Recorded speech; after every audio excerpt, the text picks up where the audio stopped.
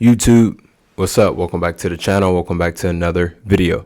So recently I got a comment from one of my subscribers on one of my reels. And basically in the reel I was talking about parenting and how I grew up in my situation. So the subscriber name is Aylin. If I'm saying that wrong and you watching this video, correct me down in the comment section. I'm sorry. But basically what she said was, thanks for sharing this true message.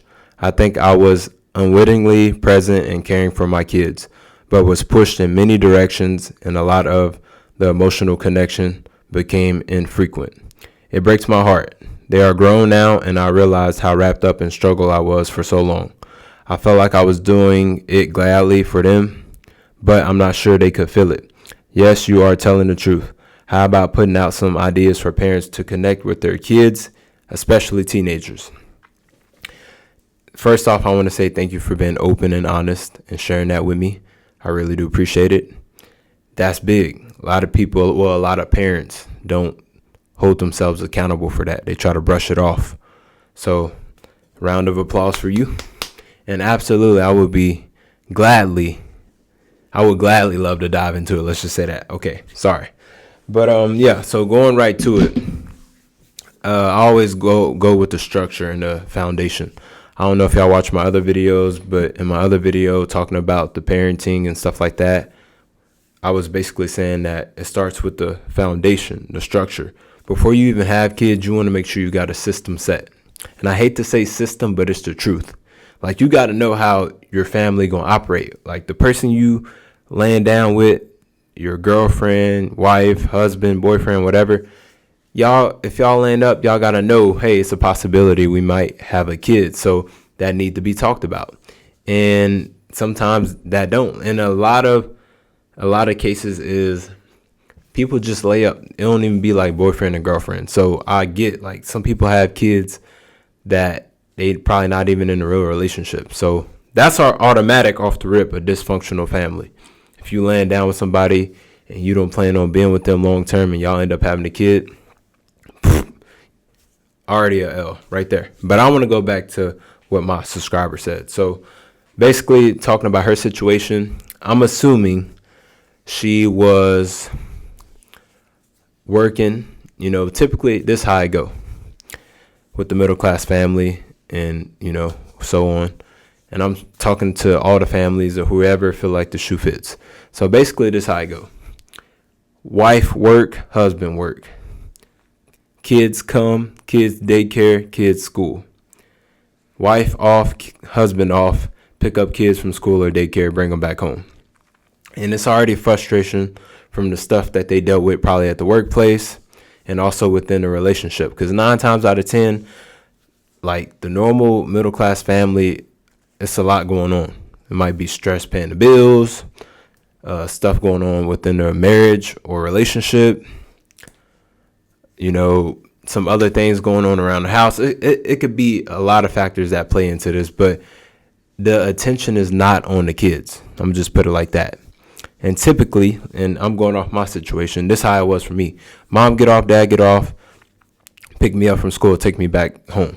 First thing they'd be like, hey, go do your homework. Go do my homework. And they'd be like, you do your homework? Yes. They don't check it. They don't ask about my grades. They don't ask about a report card. I was in sports. They didn't say, hey, how you feeling in sports? Like, you feel like you're getting better or improving? None of that. So I never got none of that. I was always playing a video game or watching TV. That was it. So that's what had my mind.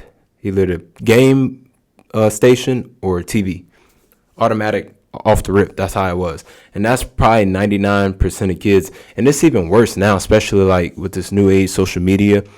Parents quick to get their kids, toddler, whatever, the tablet or the iPad, so they ain't got to deal with them. They would gladly give that iPad up and go let them watch Cocomelon or go play games on there, so they ain't got to deal with them. And that goes back to the structure, the foundation. No, you need to be hands-on with your kids, one-on-one with them, asking them how was their day, how was school, what the grades look like. You make any friends today? What did you learn in school that was exciting? that rarely get talked about. And like I said, with this new age generation, it's getting worse and worse because these new parents, man, they, like I said, they just quick to hand off their kids to somebody else, especially like Mr. Beast. Mr. Beast and Mrs. Rachel got y'all kids' attention fully because y'all don't want to do it yourselves. Y'all depend on them to entertain y'all kids and keep their minds occupied rather than you doing it yourself and instilling stuff in their brain. You rather put that off on somebody else. So I just want to say that that's typically how I go. Pick the kids up and let them do whatever. That's basically how I go. And to go back on the subscriber comment, I think in her situation, she felt like she was being pushed. This is probably what it was. She had a career, and I don't know if she was a single mother or she was married. But typically, like if it's a middle class family and it's a married couple, they both gonna be tied up with work. So they might have to take their workload home, which they're not gonna have time to focus on their spouse or each other or the kids. So they already coming home with that frustration. On top of that, they got to deal with the kid too. So if I'm dealing with a lot at work, you think I'm gonna want to come home, especially with my low patience, come home and have to deal with a kid, and then on top of that, have to deal with a spouse. It's a lot. That's a lot to juggle at once.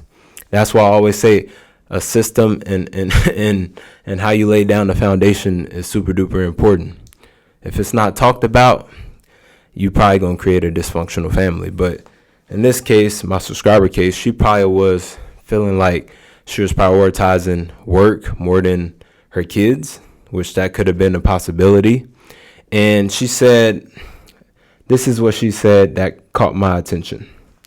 I felt like I was doing it gladly for them, but I'm not sure they could feel it, which I think she mean like providing, in a providing standpoint.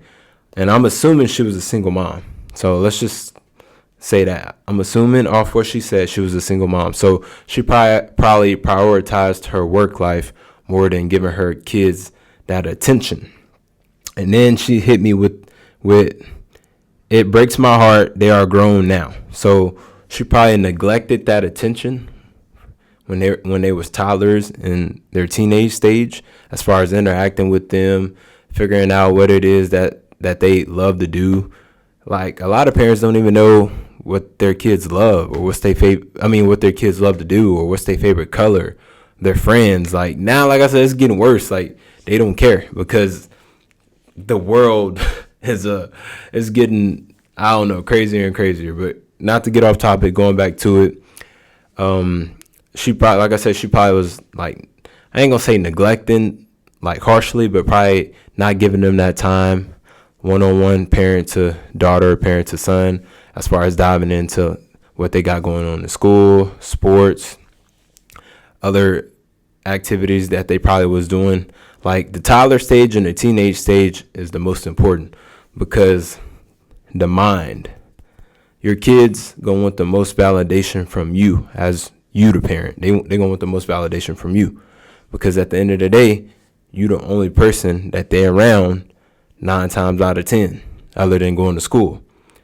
And it's like, look, mom, look, dad, look at what I did in school. Y'all ain't never heard y'all daughter, son, nephew, niece say that to y'all. Look what we done in school. They want that validation. They want you to be like, good job, Timmy, or good job, Sarah. They love that. They get a thrill out of that. And if they keep doing that, and then all of a sudden you just be like, oh, that's good, and you're not giving them that engaging validation, like that cheerleader spirit, like I'm so proud of you, they gonna be like, damn, my mom, my dad, my auntie, grandma, they don't even care. So after a while, it gets pushed to the side, and they stop coming to you for that. And then they go seek it in the classroom through their friends, which they might be having friends that bully them or talk about them. That leads to insecurity, low self-esteem. Then they can't come to you and talk about it because you already brushed them off by not really caring about their achievements in school. So I'm gonna say for my subscriber case, I'm assuming she just put her work life, she prioritized that rather than focusing on her kids.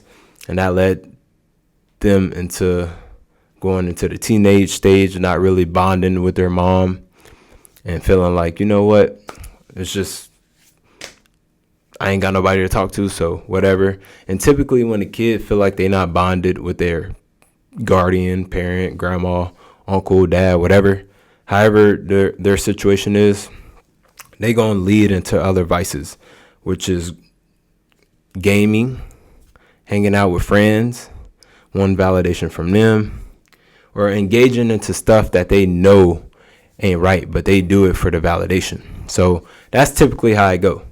So if a kid is acting out in school where they doing the most, it's because they not getting that attention at home, or their parent or guardian not being with them one-on-one.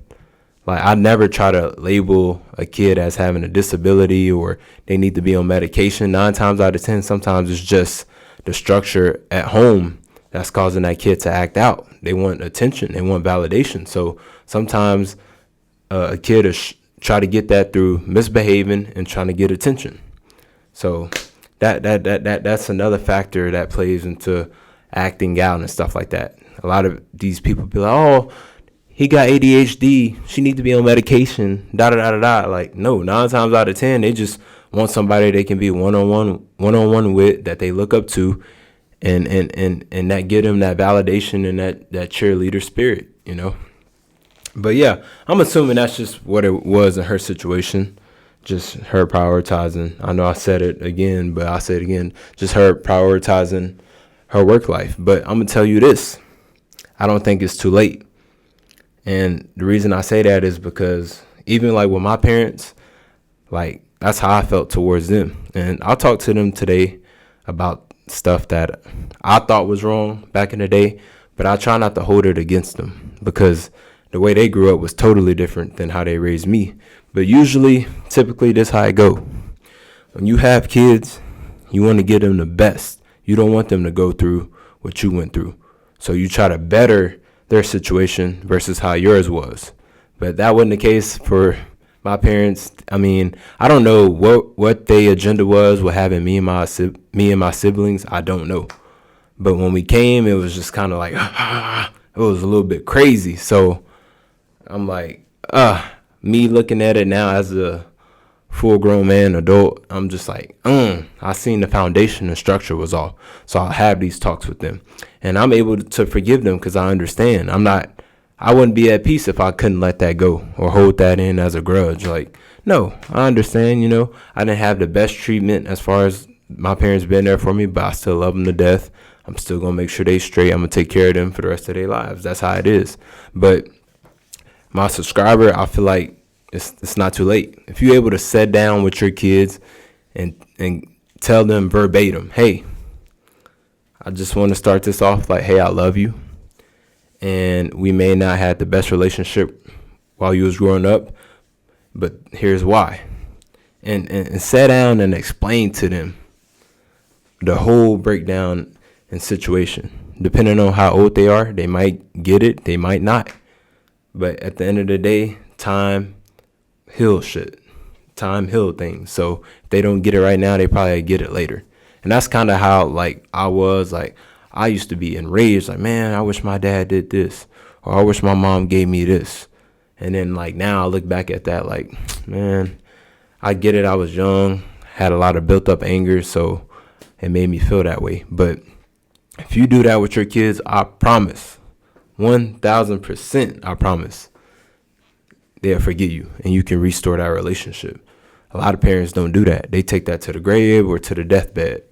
Don't do that. If you know you as a parent or parents created a dysfunctional family and it's all over the place, sit down and have a talk with your kids and let them know the whole situation. Hey, me and your dad didn't have the best relationship. We knew we should have got a divorce and just co-parented, but we wanted to stay together for y'all. And in that case, resulted in how we treated y'all or neglected y'all, whatever. Like, be honest, be open. Just like how my subscriber was, be honest and open about that. Don't try to, they'll forgive me without talking about it. Because they gonna want answers. I wanted answers, so I know if other people out there coming from dysfunctional families, I know their children gonna want answers. And you wouldn't want to be on your deathbed or finna be out of here and go to the next level of life without giving them that affirmation of why the situation was the way it was. Like, they deserve to be told why. I think so. But yeah, that's my take and I guess way to answer my subscriber question. I just think it's big, and I love talking about this. Right now, I'm kind of like super duper tired, y'all. Like, I work extremely long hours, so I don't want to dive in it too much. I'm already kind of, but yeah, that's my take on all of it. I wish you the best. I hope you restore that relationship with your kids. I feel like that's important. Make sure you do that, because that's the future. Your kids is the future, the next generation. So make sure you protect them at all costs, and make sure you're there for them at all costs. But that'll be it for this video. Just want to thank y'all for tuning in. If y'all have any questions, y'all let me know down in the comment section, and I'll catch y'all next video.